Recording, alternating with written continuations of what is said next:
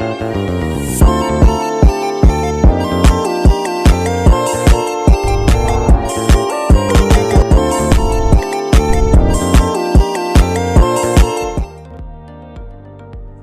pasif merupakan pendekatan arsitektur yang bertujuan untuk mengurangi kebutuhan energi bangunan melalui pemanfaatan kondisi alami lingkungan sekitarnya. Desain ini meminimalisir kebutuhan akan pendinginan, pemanasan, dan pencahayaan dengan cara mengoptimalkan efisiensi alami melalui penataan letak suatu bangunan, pengorientasian bangunan, pemakaian material bangunan, serta pemanfaatan elemen-elemen alami seperti sinar matahari, angin, dan vegetasi guna menciptakan kenyamanan termal dalam suatu bangunan gedung. Penerapan desain pasif pada bangunan gedung yang pertama yaitu orientasi bangunan. Orientasi suatu bangunan menentukan seberapa banyak sinar matahari yang diterima bangunan sepanjang hari. Orientasi bangunan sangat penting dalam memaksimalkan sinar matahari dan angin alami. Di daerah tropis, orientasi yang ideal adalah memanjang ke arah timur hingga barat. Hal ini untuk mengurangi paparan sinar matahari langsung dari sisi barat pada sore hari, yang biasanya lebih panas. Sedangkan di daerah beriklim dingin, orientasi bangunan diarahkan agar lebih banyak menerima sinar matahari untuk pemanasan alami. Penerapan desain pasif yang kedua yaitu penggunaan material yang tepat dan adaptif. Material dengan massa termal tinggi seperti beton, batu bata, atau batu alam mampu menyerap dan menyimpan panas dari matahari pada siang hari, kemudian melepaskannya secara perlahan pada malam hari. Ini dapat membantu menjaga suhu ruangan tetap stabil dan mengurangi kebutuhan pemanasan atau pendinginan. Yang ketiga ada pemanfaatan ventilasi alami. Ventilasi alami adalah salah satu kunci dalam desain pasif, di mana aliran udara alami dimanfaatkan untuk mendinginkan bangunan. Strategi seperti cross ventilation atau ventilasi silang, di mana bukaan ditempatkan pada posisi yang berlawanan untuk memungkinkan aliran udara melintasi ruangan, dapat membantu sirkulasi udara dan mengurangi panas dalam ruangan. Selanjutnya ada penggunaan jendela yang efisien. Jendela memainkan peran penting dalam desain pasif.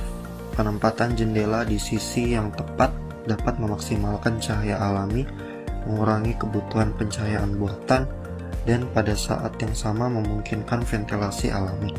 Selain itu, penggunaan kaca yang memiliki sifat insulasi baik atau low E-glass dapat mengurangi pergerakan panas melalui kaca, menjaga suhu dalam ruangan lebih stabil. Penerapan desain pasif yang kelima yaitu shading dan peneduhan. Di daerah dengan iklim panas, shading atau peneduhan sangat penting untuk mengurangi panas yang masuk ke dalam bangunan. Ini bisa berupa kanopi, vegetasi, atau kisi-kisi. Shading akan mencegah sinar matahari langsung masuk ke dalam ruangan, tetapi masih memungkinkan cahaya alami untuk menerangi bangunan.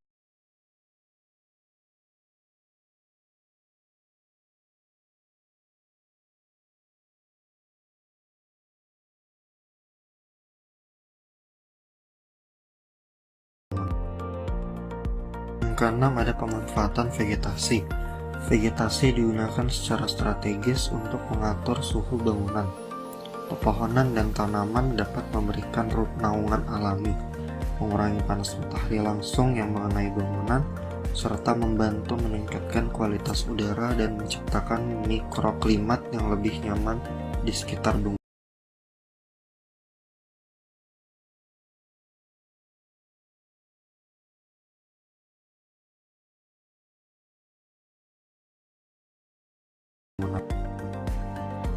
Penerapan desain pasif yang terakhir ada tata ruang yang adaptif.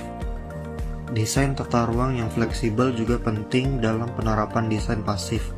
Ruang-ruang yang membutuhkan pencahayaan dan ventilasi lebih banyak, seperti ruang tamu atau ruang kerja, dapat ditempatkan di sisi yang mendapatkan sinar matahari atau angin yang lebih baik. Sebaliknya, ruang seperti kamar mandi atau gudang bisa ditempatkan di sisi yang tidak langsung terpapar sinar matahari.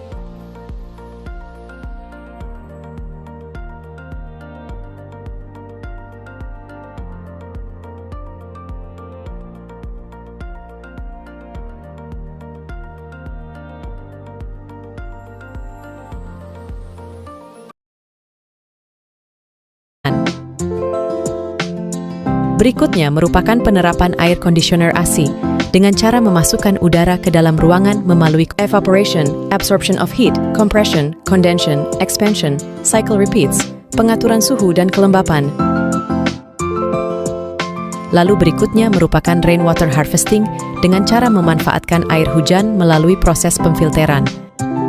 Air hujan yang turun akan ditampung dengan roof tank, lalu dialirkan untuk difilter, dan berikutnya dialirkan ke sanitasi bangunan melalui pompa dari ground tank.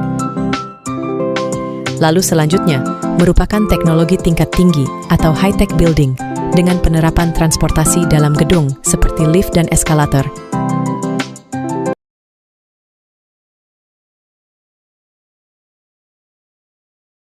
Lalu berikutnya adalah smart door.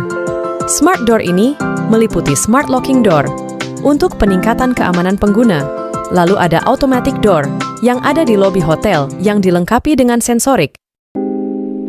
The last element merupakan acoustic design aktif dengan penerapan peredam suara.